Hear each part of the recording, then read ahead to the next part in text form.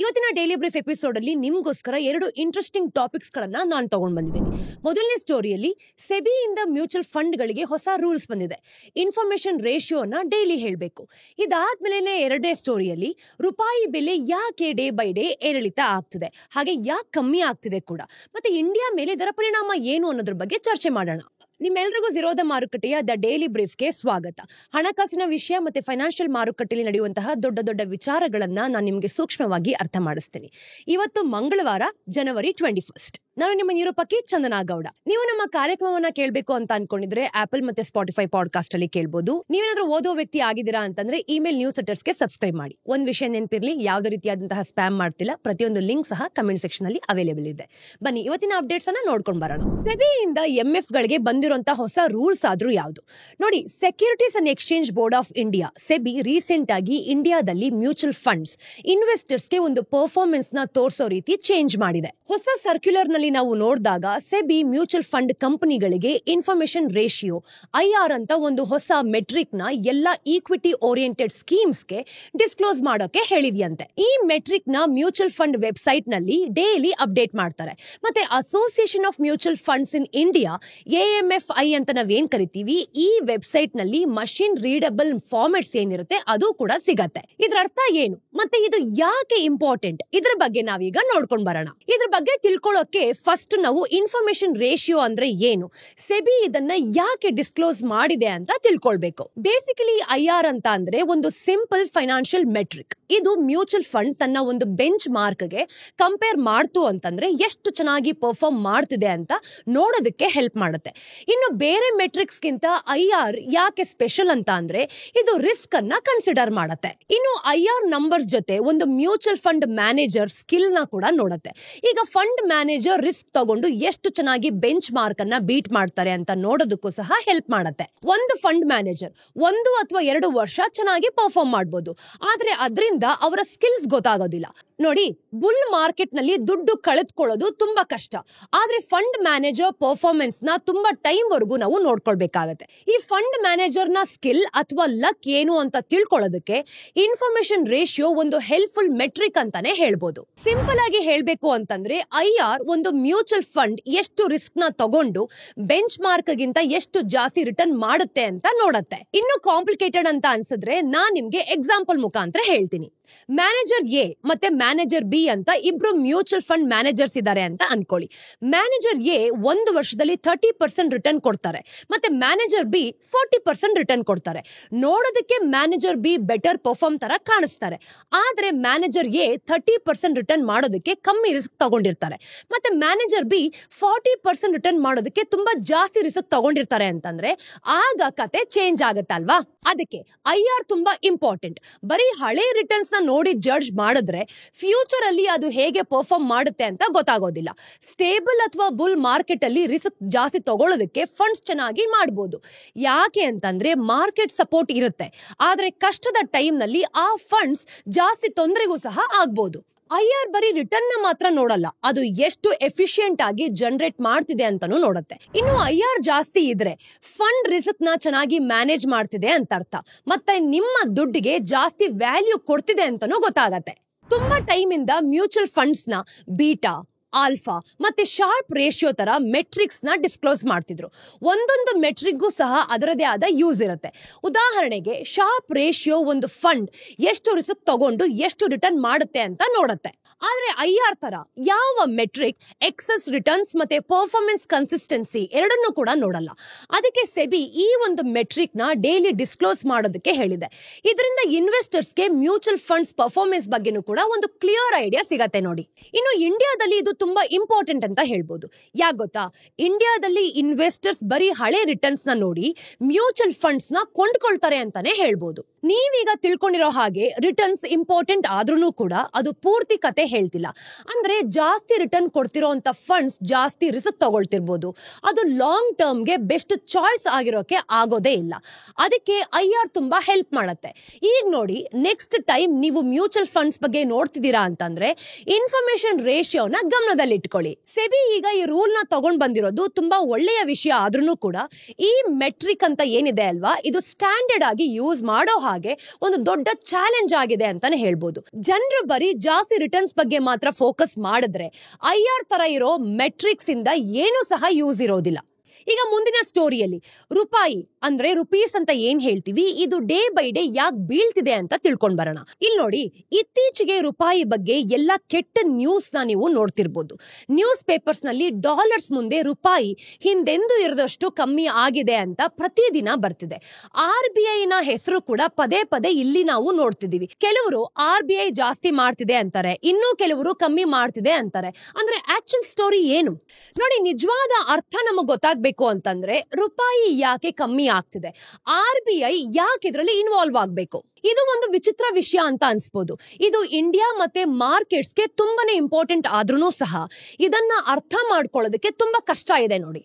ಅದಕ್ಕೆ ಇದನ್ನ ನಾನ್ ನಿಮ್ಗೆ ತುಂಬಾ ಸಿಂಪಲ್ ಆಗಿ ಹೇಳೋದಕ್ಕೆ ಟ್ರೈ ಮಾಡ್ತಿದ್ದೀನಿ. ಇದು ತುಂಬಾ ದೊಡ್ಡ ವಿಷಯ ಆದ್ರೂ ಸಹ ಸ್ಟೆಪ್ ಬೈ ಸ್ಟೆಪ್ ನಮ್ ಕೈಲಿ ಎಷ್ಟಾಗುತ್ತೋ ಅಷ್ಟು ಇನ್ಫಾರ್ಮೇಶನ್ಸ್ ನಾನ್ ನಿಮ್ಗೆ ಕೊಡ್ತೀನಿ ನೋಡಿ. ಇವಾಗ ಕರೆನ್ಸಿ ಮಾರ್ಕೆಟ್ ಅಲ್ಲಿ ಇರುವಂತಹ 5 ವಿಷಯಗಳನ್ನ ನಾವು ಸ್ಟೆಪ್ ಬೈ ಸ್ಟೆಪ್ ತಿಳಿತಾ ಬರೋಣ. ಐಡಿಯಾ 1, ಕರೆನ್ಸೀಸ್ಗೆ ನಿಜವಾದ ವ್ಯಾಲ್ಯೂ ಇಲ್ಲ. ಒಂದು ಟೈಮ್ ಇತ್ತು, ಒಂದು ದೇಶದ ಕರೆನ್ಸಿಗೆ ಒಂದು ಫಿಕ್ಸ್ಡ್ ವ್ಯಾಲ್ಯೂ ಇರ್ತಿತ್ತು. ಅದು ಆ ದೇಶದಲ್ಲಿರೋ ಚಿನ್ನದ ಮೇಲೆ ಡಿಪೆಂಡ್ ಆಗಿರ್ತಿತ್ತು. ಆದ್ರೆ ಕಳೆದ 100 ವರ್ಷದಿಂದ ಆ ಸಿಸ್ಟಮ್ ಸರಿ ಇಲ್ಲದೆ, ಅಂದ್ರೆ 1970ರಲ್ಲಿ ಅದನ್ನ ಪೂರ್ತಿ ತೆಗೆದು ಹಾಕಿದ್ರು ಅಂತಾನೆ ಹೇಳ್ಬೋದು. ಕಳೆದ 50 ವರ್ಷದಿಂದ ಜಗತ್ನಲ್ಲಿರೋ ಕರೆನ್ಸೀಸ್ಗೆ ನಿಜವಾದ ವ್ಯಾಲ್ಯೂನೇ ಇಲ್ಲ. ಅವುಗಳಿಗೆ ವ್ಯಾಲ್ಯೂ ಇರೋದು ಯಾಕೆ ಅಂತಂದ್ರೆ ಜನರು ಅದಕ್ಕೆ ವ್ಯಾಲ್ಯೂ ಇದೆ ಅಂತ ಅನ್ಕೊಂಡಿದ್ದಾರೆ ಅಷ್ಟೇ. ಒಂದು ತರ ನಾವಿದನ್ನ ನೋಡಿದಾಗ ಗೊಂದಲ ಅಂತ ಅನ್ಸ್ಬೋದು. ಈ ಹೊಸ ಸಿಸ್ಟಮ್ ದಶಕಗಳಿಂದ ನಡೀತಿದೆ ನೋಡಿ. Idea 2, forex markets. Currency prices ನಾವು ನೋಡ್ತಿದೀವಿ ಅಂತಂದ್ರೆ ಇದು ಡಿಸೈಡ್ ಮಾಡತ್ತೆ. ಈಗ ವ್ಯಾಲ್ಯೂ ಇಲ್ಲ ಅಂದ್ರೆ ಒಂದು ಪ್ರಾಬ್ಲಮ್ ಕ್ರಿಯೇಟ್ ಆಗುತ್ತೆ ಅಂತಾನೆ ಹೇಳ್ಬೋದು. ನೀವು ಒಂದು ಕರೆನ್ಸಿನ ಕೊಂಡ್ಕೊಳ್ಳಕ್ಕೆ ಅಥವಾ ಮಾರೋದಕ್ಕೆ ನಿಮಗೂ ಒಂದು ಪ್ರೈಸ್ ಬೇಕು ಅಲ್ವಾ. ನೀವು US ಇಂದ ಒಂದು $10 ಚಾಕ್ಲೇಟ್ಸ್ ಅನ್ನ ಇಂಪೋರ್ಟ್ ಮಾಡ್ಕೊಳ್ತೀರಾ ಅಂತ ಅನ್ಕೊಳ್ಳಿ. ನೋಡಿ, ಈಗ ಚಾಕ್ಲೇಟ್ಸ್ ನ ಮಾರೋರು ಡಾಲರ್ಸ್ ನಲ್ಲಿ ಮಾತ್ರ ದುಡ್ಡು ತಗೊಳ್ತಾರೆ ಅಲ್ವಾ. ನಿಮ್ಮ ದುಡ್ಡು ರೂಪಾಯಿಸ್ ನಲ್ಲಿ ಇರುತ್ತೆ. ಅದು ಅವ್ರಿಗೆ ಯೂಸ್ ಖಂಡಿತವಾಗ್ಲೂ ಆಗಲ್ಲ. ನೀವು ರೂಪಾಯಿಸ್ ನ ಡಾಲರ್ಸ್ ಆಗಿ ಕನ್ವರ್ಟ್ ಮಾಡ್ಬೇಕಾಗತ್ತೆ.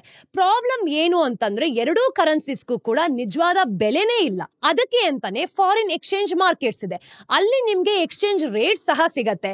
ಅದರಿಂದ ಬೇರೆ ಕರೆನ್ಸಿಸ್ಗೂ ಸಹ ಕನ್ವರ್ಟ್ ಮಾಡಬಹುದು. ಐಡಿಯಾ 3, ಎಕ್ಸ್ಚೇಂಜ್ ರೇಟ್ಸ್ ಅಂದ್ರೆ ಡಿಮ್ಯಾಂಡ್ಸ್ ಮತ್ತೆ ಸಪ್ಲೈ ಇಂದ ಡಿಸೈಡ್ ಆಗುತ್ತೆ ಅಂತಾನೆ ಹೇಳ್ಬೋದು. ಬೇಸಿಕಲಿ ಫಾರಿನ್ ಎಕ್ಸ್ಚೇಂಜ್ ಮಾರ್ಕೆಟ್ಸ್ ಒಂದು ಎಕ್ಸ್ಚೇಂಜ್ ರೇಟ್ ಅನ್ನ ಹೇಗೆ ಡಿಸೈಡ್ ಮಾಡುತ್ತೆ, ಎಲ್ಲಾ ವಸ್ತುಗಳ ಬೆಲೆಯಿಂದನೂ ಕೂಡ ಈ ಡಿಮ್ಯಾಂಡ್ ಮತ್ತೆ ಸಪ್ಲೈ ಮೇಲೆ ಡಿಪೆಂಡ್ ಆಗಿರುತ್ತೆ ಅಂತಾನೆ ಹೇಳ್ಬೋದು.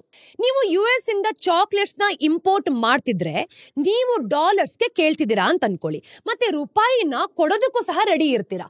ಅಂದ್ರೆ ನೀವು ಡಾಲರ್ ನ ಡಿಮ್ಯಾಂಡ್ ಮಾಡ್ತಿದ್ದೀರಾ ಮತ್ತೆ ರೂಪಾಯಿನ ಸಪ್ಲೈ ಮಾಡ್ತಿದ್ದೀರಾ ಅಂತ ಅರ್ಥ. ನೀವು US ನಲ್ಲಿ ಕೆಲಸ ಮಾಡಿ ದುಡ್ಡು ಕಳ್ಸಿದ್ರೆ ನೀವು ಡಾಲರ್ ನ ಅರ್ನ್ ಮಾಡಿ ರೂಪಾಯಿಸ್ಗೆ ಕನ್ವರ್ಟ್ ಮಾಡ್ತಿದ್ದೀರಾ ಅಲ್ವಾ.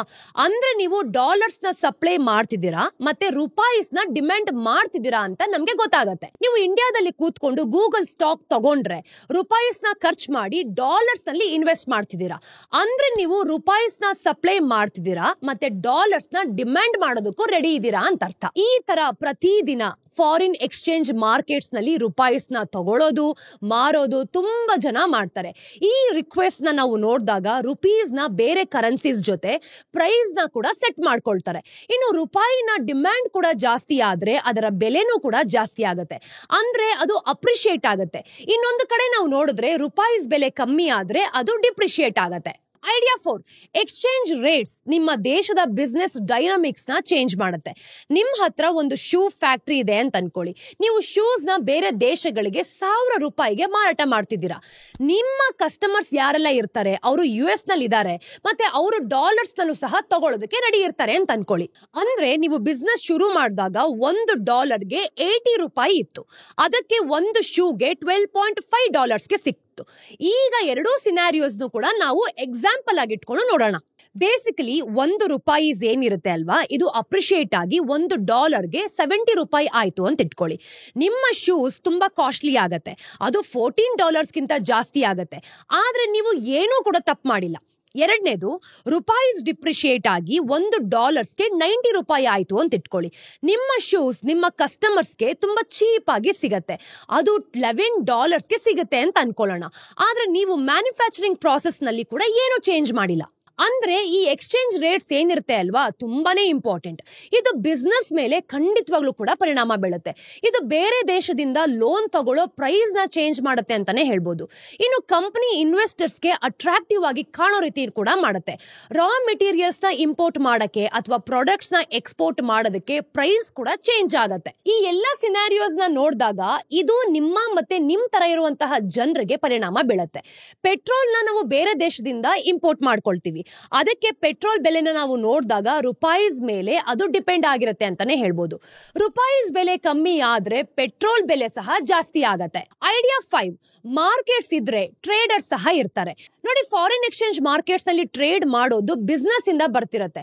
ಅಂದ್ರೆ ಜನರು ಟ್ರೇಡ್ ಮಾಡ್ತಿರ್ತಾರೆ, ಕೆಲಸ ಮಾಡ್ತಿರೋರು ಸಹ ದುಡ್ಡು ಕಳಿಸ್ತಿರ್ತಾರೆ, ಬೇರೆ ದೇಶಗಳಲ್ಲೂ ಸಹ ಇನ್ವೆಸ್ಟ್ ಮಾಡ್ತಿರ್ತಾರೆ ಅಲ್ವಾ. ಆದ್ರೆ ಇನ್ನು 2 ಜನನು ನಾವು ನೋಡಿದಾಗ ಕರೆನ್ಸಿ ಟ್ರೇಡಿಂಗ್ ಸಹ ಮಾಡ್ತಿರ್ತಾರೆ. ಅಂದ್ರೆ ಒಂದು ಕರೆನ್ಸಿ ಮಾರ್ಕೆಟ್ ನಲ್ಲಿ ಸ್ಪೆಕ್ಯುಲೇಟ್ ಮಾಡುವಂತ ಟ್ರೇಡರ್ಸ್ ಇರ್ತಾರೆ. ಈ ಕರೆನ್ಸಿ ಆಪ್ಷನ್ ತರ ತುಂಬಾ ಇನ್ಸ್ಟ್ರೂಮೆಂಟ್ಸ್ ಇಂದ ಇವರು ಬೆಟ್ ಮಾಡಬಹುದು. ಎರಡನೇದೇನ್ ಗೊತ್ತಾ, ಸೆಂಟ್ರಲ್ ಬ್ಯಾಂಕ್ಸ್. ಈ ಸೆಂಟ್ರಲ್ ಬ್ಯಾಂಕ್ಸ್ ಇಂದ ಕರೆನ್ಸಿನ ಕೊಂಡ್ಕೊಂಡು ಅಥವಾ ಮಾರಿ ಈ ಆರ್ಟಿಫಿಷಿಯಲ್ ಡಿಮ್ಯಾಂಡ್ ಅನ್ನ ಕ್ರಿಯೇಟ್ ಮಾಡ್ಕೊಳ್ತಾರೆ. ಇದರಿಂದ ಅವರ ಕರೆನ್ಸಿನ ಯಾವ ಕಡೆ ಬೇಕಾದ್ರೂ ಸಹ ಇವರು ಪುಷ್ ಮಾಡಬಹುದು. ಈ ವಿಷಯ ನಾವು ತಿಳ್ಕೊಂಡ್ಮೇಲೆ ಈಗ ಏನ್ ನಡೀತಿದೆ ಅಂತ ನೋಡೋಣ. ನೋಡಿ, ಕೋವಿಡ್ ಆದ್ಮೇಲೆ ಡಾಲರ್ಸ್ ನ ಬೆಲೆ ಬೇರೆ ಕರೆನ್ಸಿಸ್ಗಿಂತ ತುಂಬಾ ಜಾಸ್ತಿ ಆಗೋಯ್ತು. ಇದಕ್ಕೆ ಬೇಕಾದಷ್ಟು ಕಾರಣ ಇದೆ.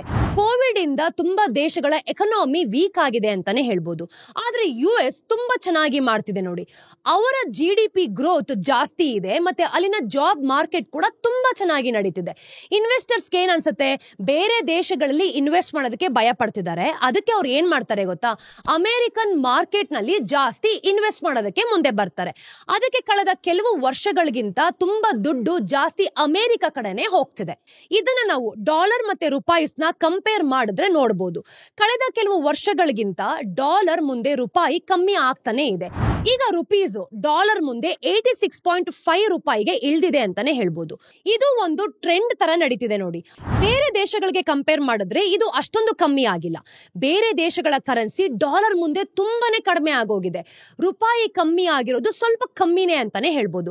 ಅದಕ್ಕೆ ಕಾರಣ RBI. ಬೇಸಿಕಲಿ RBI ಏನ್ ಮಾಡುತ್ತೆ ಗೊತ್ತಾ, ರುಪೀಸ್ ನ ಪ್ರೈಸ್ ಏನಿರುತ್ತೆ ಇದನ್ನ ಗೈಡ್ ಮಾಡೋದಕ್ಕೆ ಟ್ರೈ ಮಾಡ್ತಿದೆ. ಅದು ಕರೆನ್ಸಿ ಮಾರ್ಕೆಟ್ಸ್ ನಲ್ಲಿ ತುಂಬಾ ಆಕ್ಟಿವ್ ಆಗಿದೆ ಅಂತಾನೆ ಹೇಳ್ಬೋದು. ಹಾಗಿದ್ರೆ RBI ಏನ್ ಮಾಡ್ತಿದೆ ಅಂತ ನೋಡ್ಕೊಂಡ್ ಬರೋಣ. ನೋಡಿ, ಇಂಡಿಯಾಗೆ ಫಾರಿನ್ ಕರೆನ್ಸಿ ಜಾಸ್ತಿ ಬಂದಾಗ RBI ಅದನ್ನ ಕೊಂಡ್ಕೊಂಡು ತನ್ನ ಹತ್ರ ಇಟ್ಕೊಳ್ಳುತ್ತೆ, ಫಾರಿನ್ ರಿಸರ್ವ್ಸ್ ಮಾಡ್ಕೊಳ್ಳುತ್ತೆ. ಆ ದುಡ್ಡನ್ನ ರುಪೀಸ್ಗೆ ಕನ್ವರ್ಟ್ ಮಾಡೋದೇ ಇಲ್ಲ. ಅಂದ್ರೆ ರುಪೀಸ್ ಅಪ್ರಿಶಿಯೇಟ್ ಆಗತ್ತೆ. ಅದಕ್ಕೆ RBI ರುಪೀಸ್ ಬೆಲೆನೂ ಕೂಡ ಕಮ್ಮಿ ಮಾಡತ್ತೆ. ಈಗ ರುಪೀಸ್ ಬೆಲೆ ಕಮ್ಮಿ ಆಗ್ತಿದ್ರೆ RBI ತನ್ನ ಹತ್ರ ಇದ್ದಂತಹ ಈ ಫಾರಿನ್ ರಿಸರ್ವ್ಸ್ ನ ಸೇಲ್ ಮಾಡಿ ರುಪೀಸ್ ನ ಕೊಂಡ್ಕೊಂಡು ರುಪೀಸ್ ನ ಬೆಲೆ ಏನಿರುತ್ತೆ ಅದನ್ನು ಕೂಡ ಜಾಸ್ತಿ ಮಾಡತ್ತೆ. ಫಾರಿನ್ ರಿಸರ್ವ್ಸ್ ಈ ಟೈಮ್ ನಲ್ಲಿ ತುಂಬಾ ಚೇಂಜ್ ಆಗಿದೆ ಅಂತಾನೆ ಹೇಳ್ಬೋದು. RBI ಯಾವಾಗ್ಲೂ ಕೂಡ ಫಾರಿನ್ ಎಕ್ಸ್ಚೇಂಜ್ ಮಾರ್ಕೆಟ್ಸ್ ನಲ್ಲಿ ಈ ತರ ಮಾಡ್ತಾನೆ ಇರತ್ತೆ. ಅಂದ್ರೆ 2022 ಆಗಸ್ಟ್ ಅಲ್ಲಿ ನಾವು ನೋಡಿದಾಗ ಇದು ಜಾಸ್ತಿ ಆಗಿತ್ತು.